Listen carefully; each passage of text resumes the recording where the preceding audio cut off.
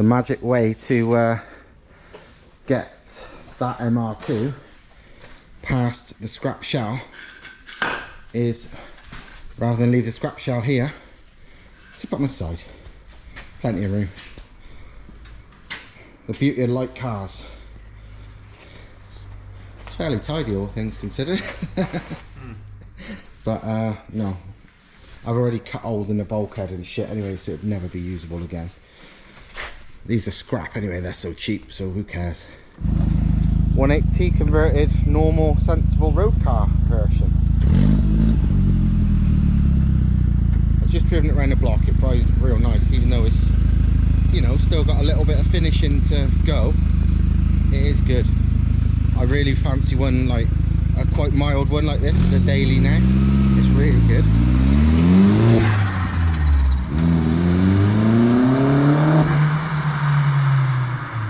Sounds good too. It's very responsive, is it? Mm. It's like you can literally, even going out the junctions, you don't have to stop, even in seconds. Yeah, no, I know, that's the thing. It, like, you can be in, it's like a diesel, like yes, better than a diesel, it has yeah. the torque of a diesel, but it's smooth like a petrol, and it's like, it's absolutely no vibration. No, it's fucking good, isn't it? On full acceleration, when you push it, you can feel that bit of, that force in the rasp lid on the, but it's not, it's pleasant. Yeah, really. As soon as I drove it, I was like, oh, I could daily this. You put that filler on the rear block, did you? Pardon? On the rear mount, you put that filler. The yellow Oh, filler. yeah. You gotta make it stiffer. Yeah. You can feel the engine, it doesn't move at all. It stays, Yeah. it's solid. Not quite complete yet, but the new owner is super chuffed about it.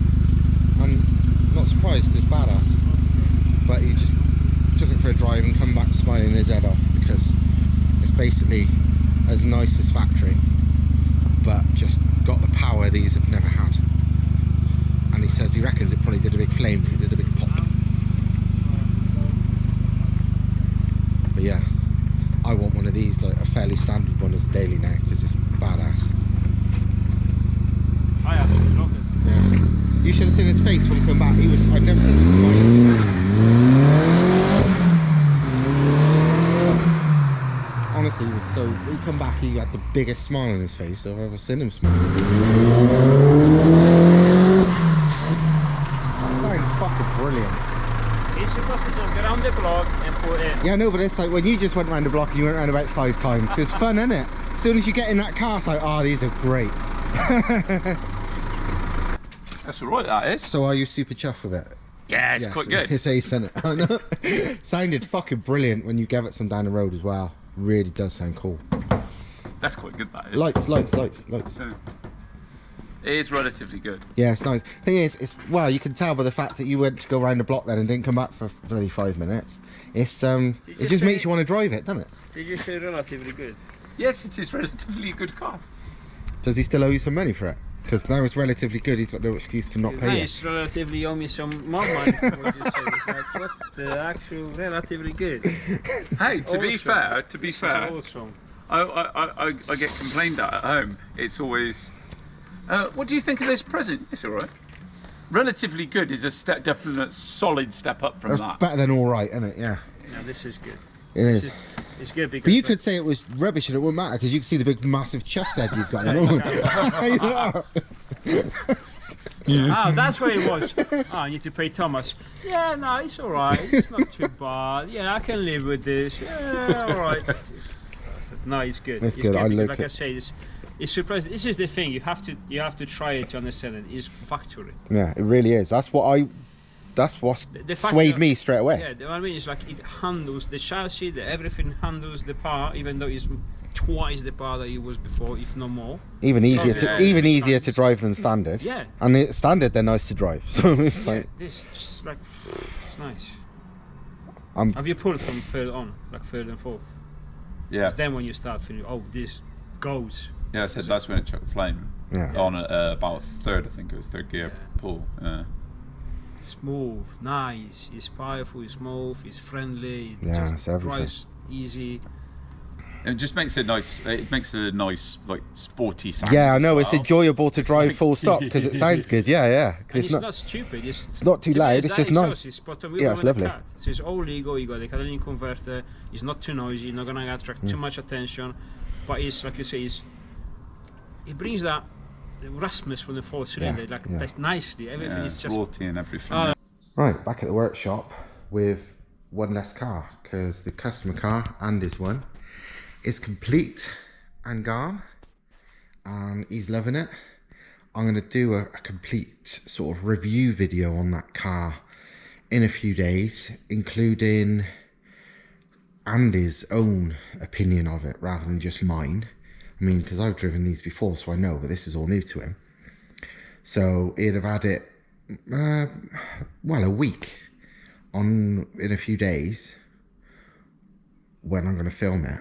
So it'd be like his opinion after owning it and dailying it and just seemingly driving it non-stop because he loves it for a week, of how a standard, you know, off the shelf stage 1, whatever you want to call it, MR2 180 conversion is like. Because unlike mine, which is like bananas, his is full standard interior, standard suspension, standard brakes, standard wheels and tires, just everything, just with this conversion and making, well, it's just like a stage 1 KO4, so it's probably making about 250 horsepower. But yeah, very basic, but it's really good. Like, to the extent that I've driven it and I want one as a daily as well now. But yeah, because I've never driven one with, you know, like standard, but just with the engine. All of mine has been like stripped out weapons. That one is like, you know, it's brilliant. It's just like a standard MR2, which they do drive lovely, but with power and nice noises. Aside from that, I've got a load of parts here that are about to go out to customers. So I thought, seeing as my engine's on the floor with nearly all the conversion parts and everybody's always asking questions how it's done, I'm going to do a little sort of quick explanation with my engine on the floor of how it's all installed, because it's fucking easy. Basically, obviously, you need a 180, you need the O2M, the 6-speed box basically, the 6-speed box that fits to 180s and 190 TDIs, and, well yeah, just them. You can't use a V6 box because it's a different bell housing, even if it's the same box. But you know, the easiest ones to get hold of, for the UK at least, is a normal 180 Quattro box out of, you know, an S4, a TT, whatever. They're common as anything, they're about £100. And yeah, because of the updated rear mount design, you're better off with a Quattro one. So yeah, you got the 180 engine, you got the Quattro box, you can use standard inlet and exhaust manifolds, it all fits. So I'll show you what you actually have to change to make it fit. And the answer is not very much. So on this side, you've got the standard 180 transverse engine mount bracket thing that they've all got if they're transversely mounted, which is nearly all of them. Literally on my one, I mean, you'd have to see them back to back, but as standard, they've got a little bit more bulk on them than this. Not much, it just comes out there and whatever, and you can leave it on, it doesn't matter for fitment. But I realised, because we don't use any of those bits, if I cut them off, it just gives me a little bit more room to like fuck with stuff. But you don't need to. None of the conversions that Thomas has done for customers, he's done that, but it's an option if you want to. But anyway, just imagine, leave the standard mount on that side. Then the conversion mount, which is one here of Thomas's, bolts straight to that, and then that bolts straight to the standard factory MR2 mount on that side. Easy. On this side, exactly the same. That is the standard 180, or I think even 190 TDI, just transverse again, transversely mounted 180 O2M gearbox mount. And then this very dusty thing is the mount that's in the conversion kit that Thomas made. And again, that goes straight to the original MR2 mount on the other side. So again, using standard stuff. On the back, you've got this cradle mount. And once again, that bolts straight to the standard MR2 front engine mount. Easy peasy. And on the back, this is the Quattro box, like I said, which normally has got a transfer case there. You unbolt the transfer case, and the common thing with Quattro boxes on other modified 180s over the years was to fit this, which is an adapter plate to run it in two-wheel drive form. And basically you need the adapter plate because it blocks off a couple of oil holes under there with O-rings that would normally go to the transfer case. So basically you bolt that on, you fit the shorter output flange, which is on like the two-wheel drive ones or the other side or whatever, because this one's normally a longer output flange because it goes to the center diff. They literally push in and it's one Allen key in the middle, there's no skill to fit in it, and that converts it to two-wheel drive. Obviously this is just one of them, but we're not selling them because A, the aftermarket ones of them are rubbish and needs a load of modifying, and B, Thomas has changed it to create an actual amazing mount setup. So for the rear mount, you've got this bolts on in the usual way, as per that. That's the O-rings, but as well as it being way thicker, it's got two mounting bolts, and what they do is mount to the standard MR2 rear engine mount.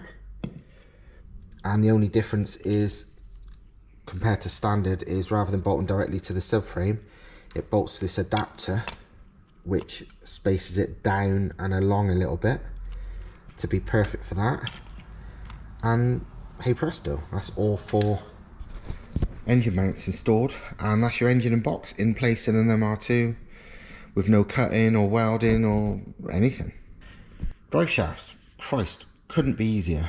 They have to be Volkswagen gearbox end, of course. They have to be Toyota fitment outers, which, well, really needs a custom shaft. Luckily for us, and luckily for you, we've got some made. So these are literally bolt on. They go straight in with no modifications to the standard MR2 hubs. The CVs are bigger than the standard MR2 ones, so they're stronger.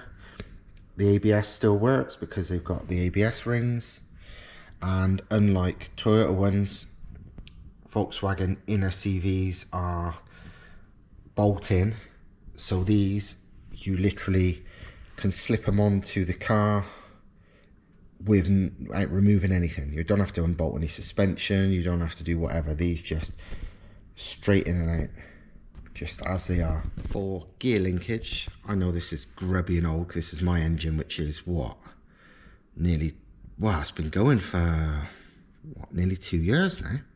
But either way, I'll show you, this is still the basic stuff regardless. So this is a standard selector, all of this of a 180, you leave that alone. This bit is the pivot part from the 1ZZ, well, the MR2 gearbox. And this plate here, under here, basically allows that to be fitted to the 180 box. And this is the link to the 180 selector, and between the original selector there and this new bit here, your standard shifter cables for the MR2 shifts this perfectly fine. You have to, the only difference is on the standard MR2 one, this one here has this arm bit poking out that way, if I recall, and you have to remove that, just chop the fucking thing off and get somebody to spot weld, whatever, MIG weld, the supplied part, this part on, it just has to be just in line with that. It doesn't even have to be like millimeter perfect, because this is fully adjustable.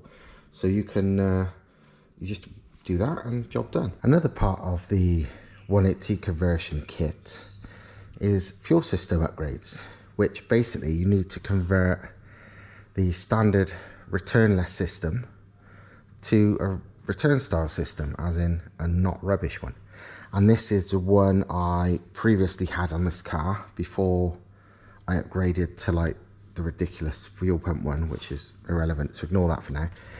But this will show you what you have to do. Basically, you drill and tap. This is plastic, so you literally drill through it and then tap it in using the actual fitting itself. Tap in a brass fitting for the return, just an 8mm one in the fuel kit that you buy from us. It's actually a 90° when it's supplied, so it's not, you got no clearance issues. It's as flush as everything else. This is just an early one when I was doing it. To make the return style system work, as well as having a return, you need to remove and block off the fuel pressure regulator, the standard one, which is in here. But that is what these do. This is a special block off plate, basically, that you pull the old regulator out of here, fit this instead, and with that, it's a return style system, as all good cars should be. The rest of the fuel kit which we sell, which is literally like 50 quid, it's not much money, so it's crazy not to buy it really, because it makes life easier, is the fuel lines. They are just 8mm high pressure fuel line, cut to the correct length, and has the fitting, like I said, which you will screw straight into the top of the standard fuel pump sort of housing, and hey presto. This here is a modified water outlet from the head. This is an early one, so it's a bit uglier. This is the one you will get. It's the same, just prettier. And basically that modifies the water lines to what you need, and also allows the standard MR2 coolant temp sensor to be there, which allows the clocks to still work. And that is the Volkswagen one, which is what the ECU wants to see. Then you got this piece, which basically goes round about here, if I recall, or a bit further out. It's something like that. And what that is you just need a 45° bit of pipe there, which you can use the standard 180 coolant hose, because it has the exact same diameter and it's got a 45, so just cut the 45 bit off there and join it up. And then the standard MR2 hose actually joins to there just fine. This just fine to the header tank, which on MR2s are about here. And then you've got another line, if I recall, going back down to there. It's right now, I think it is. It's mega simple. This, ignore that, because this isn't used on the later revisions. This was just an early version of mine, which we don't need it, so that's even neater.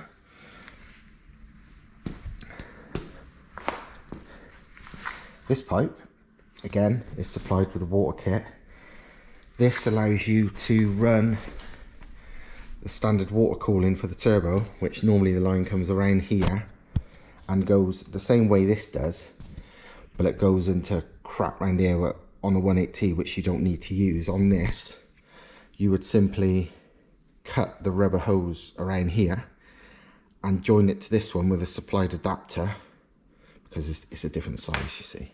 The supplied adapter, and hey presto, it's all linked up. On here, this is the thermostat housing. The standard MR2 pipework again joins just fine to this. You just cut it in the right position and join it and fits. If you wanted a bolt-on intercooler solution for the 180 swap, this is the kit.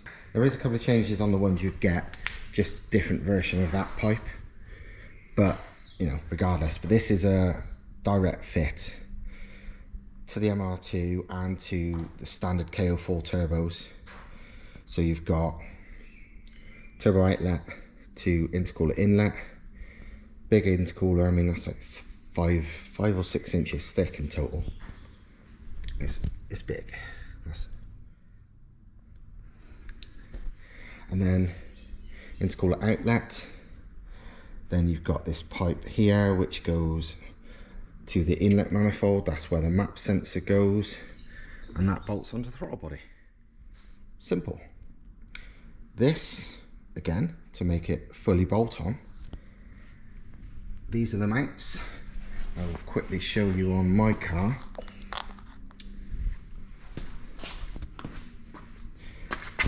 They basically bolt straight to that, and then the intercooler bolts straight on that. Absolutely super simple. I've not got one here, but you've seen it in previous videos. There's the off-the-shelf 3-inch turbo back exhaust, which again bolts straight to the standard KO4 turbo, and it's got a silencer, it's got a removable cap pipe, it's got everything. So yeah, good times. So yeah, it's all super bloody simple, really. It really is a DIY conversion. The hardest bit, DIY, would be modifying the loom, and it's not hard. It's hard to do if you didn't know how to do it. If you know how to do it, it's bloody simple. Because it's basically using the 180T loom, which there is dozens of instructions online how to, you know, modify a 180T loom to use in aftermarket applications, you know, in engine swaps and stuff. It just basically involves deleting anything you don't want to make the loom nice and simple. There's nothing really to it. And to make it work in an MR2, there's some certain connections that you need to connect between that and the MR2 body loom, which obviously that is tricky unless you know how. But if you know that, which we will do some kind of video, maybe for like customers only or whatever, or maybe just generally, as long as you know which ones to connect, we'll make a video to show people or something. Easy. We're gonna make some we're gonna get some custom looms made, so it literally is plug in, but it takes time, unfortunately. But hey, very simple, and now I hope you understand how it all works.